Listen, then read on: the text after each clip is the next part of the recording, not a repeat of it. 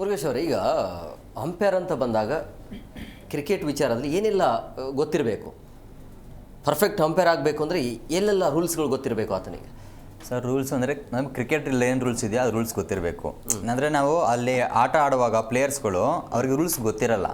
ಅವ್ರು ನಮ್ಮನ್ನು ತುಂಬ ಕ್ವಶನ್ಸ್, ಅಂದರೆ ಅವ್ರು ಅರ್ಧಂಬರ್ಧ ತಿಳ್ಕೊಂಡಿರ್ತಾರೆ, ಬಂದ್ಬಿಟ್ಟು ಸರ್ ಅದು ಹಂಗಲ್ಲ ಹಿಂಗೆ ಅಂತ ಹೇಳ್ಬಿಟ್ಟು ಆರ್ಗ್ಯುಮೆಂಟ್ ಮಾಡೋದು ಇವೆಲ್ಲ ಮಾಡ್ತಾ ಇರ್ತಾರೆ. ಸೊ ಅವ್ರಿಗೆ ನಾವು ಕಲ್ತಿರೋದಕ್ಕೆ ಅಲ್ಲಿ ನಾವು ಅಂಪೈರಾಗಿ ನಿಂತಿರೋದು ಅಲ್ಲಿ ಆ ಜಾಗದಲ್ಲಿ ಅಲ್ವಾ. ಸೊ ಅವ್ರಿಗೆ ನಾವು ಹೇಳ್ತೀವಿ, ರೆಸ್ಪಾಂಡ್ ಮಾಡ್ತೀವಿ ಅವ್ರಿಗೆ. ಆಮೇಲೆ ಹೇಳಿದ್ಮೇಲೆ ಹೌದಾ ಸರಿ ಸರ್ ಆಯಿತು ಓಕೆ, ಆದರೂ ಅವ್ರು ಸ್ಯಾಟಿಸ್ಫ್ಯಾಕ್ಷನ್ ಆಗೋದಿಲ್ಲ. ಸೊ ನಾವು ಒಬ್ಬ ವ್ಯಕ್ತಿ ನಮ್ಮನ್ನು ಏನಾದ್ರು ಕೇಳ್ತಾನಂದರೆ ನಾವು ಪ್ರಾಪರಾಗಿ ಆನ್ಸರ್ ಮಾಡಿದ್ರೆ ಆ ವ್ಯಕ್ತಿ ಸೈಲೆಂಟ್ ಆಗ್ತಾನೆ ಅಲ್ವಾ. ಸೊ ನಮ್ಗೆ ಗೊತ್ತಿರಬೇಕು, ನಮ್ಗೆ ಗೊತ್ತಿದ್ದೆ ನಾವು ಹೋಗ್ತೀವಿ. ಎಲ್ಲ ಕ್ರಿಕೆಟ್ ರೂಲ್ಸ್ ಏನು ಇಂಟರ್ನ್ಯಾಷನಲ್ ಏನು ರೂಲ್ಸ್ ಇರುತ್ತೋ, ಕ್ರಿಕೆಟ್ ರೂಲ್ಸ್ ಏನಿರುತ್ತೋ ಎಲ್ಲ ರೂಲ್ಸ್ ನಮಗೆ ಗೊತ್ತಿರೋದಕ್ಕೋಸ್ಕರ ನಾವು ಅಂಪೈರಾಗಿ ವರ್ಕ್ ಮಾಡ್ತಾ ಇದ್ದೀವಿ. ನೀವು ಆಗಲೇ ಹೇಳಿದ್ರಿ ಆರ್ಗ್ಯುಮೆಂಟ್ ಆಗುವಂಥ ಸಾಧ್ಯತೆ ಇರುತ್ತೆ ಅಂತ ಹೇಳಿ. ಬಟ್ ನಿಮ್ಮ ಈ ಎಕ್ಸ್ಪೀರಿಯನ್ಸಲ್ಲಿ ಆಗಿದೆಯಾ, ನಿಮ್ಮ ಮೇಲೆ ಆ ರೀತಿ ಆರೋಪ ಬಂದಿದೆಯಾ?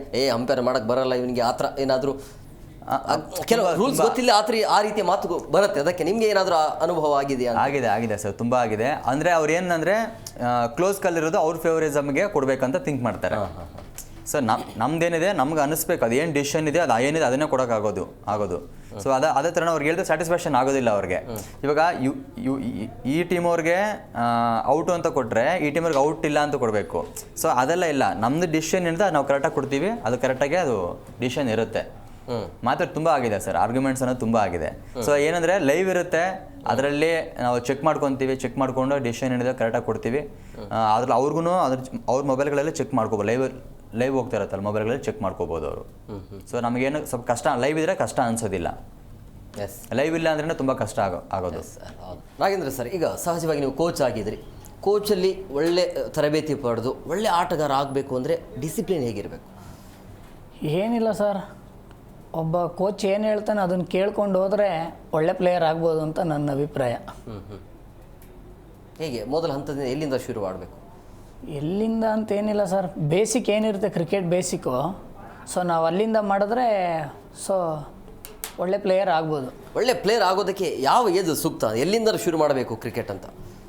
ಕ್ರಿಕೆಟ್ ಅಂದರೆ ಸರ್ ಅದೇ ಮಾಮೂಲಿ ಬೇಸಿಕ್ ಕ್ರಿಕೆಟ್ ಏನಿರುತ್ತೆ, ಫಿಟ್ನೆಸ್ಸು, ಪ್ರಾಕ್ಟೀಸು ಈ ಥರ ಇದ್ದರೆ ಎಲ್ಲ ಆರಾಮಾಗಿ ಪ್ಲೇಯರ್ ಆಗ್ಬೋದು.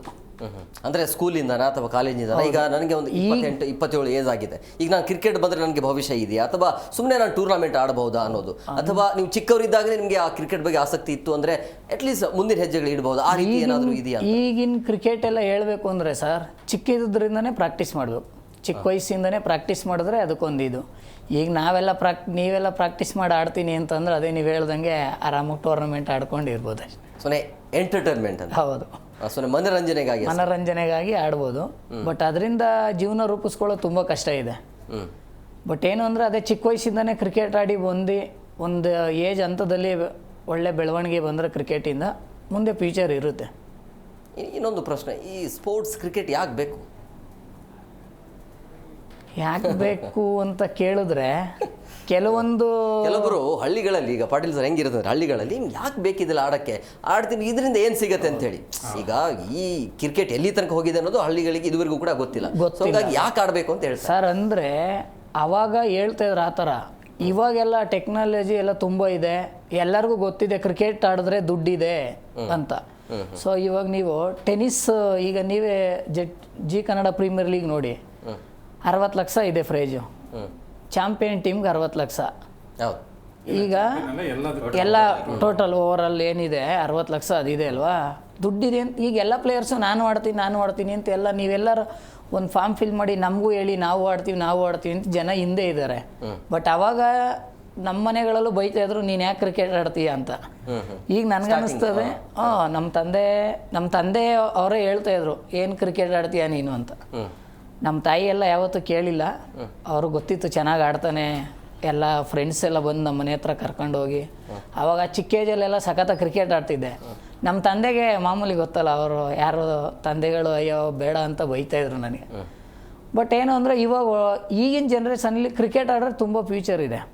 ಬಟ್ ನೀವು ಚಿಕ್ಕ ಏಜಿಂದ ಆಡಬೇಕು, ಲೆದರ್ ಆಗಿರ್ಬೋದು, ಟೆನ್ನಿಸ್ ಆಗಿರ್ಬೋದು, ಎಲ್ಲ ಆಡಿದ್ರೆ ಫ್ಯೂಚರ್ ಇದೆ ಇವಾಗ.